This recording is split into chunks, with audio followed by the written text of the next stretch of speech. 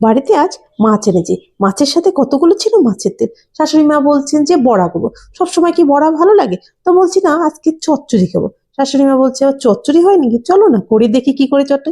সবার প্রথমে তেলটাকে ভালো করে পরিষ্কার করে ধুয়ে নিয়েছি। এবার শুকনো লঙ্কা কালো জিরা ফোড়ন দিয়ে তার মধ্যে ঝিরঝির করে পেঁয়াজ কুচিগুলো দিয়েছি। পেঁয়াজগুলি ভালোভাবে কষানো হয়ে গেলে এবার মাঝখানের মধ্যে একটু ফাঁকা করে মাছের তেলগুলো দিয়ে দিয়েছি।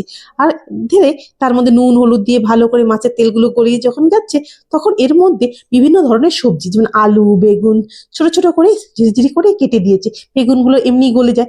এবার এই মাছের তেলগুলো নিয়ে ভালোভাবে নাড়াচাড়া করছি। তার মাছের তেলে এই পুরো সবজিগুলো সিদ্ধ হয়ে যাবে। তার মধ্যে কোনো মশলা দেব না।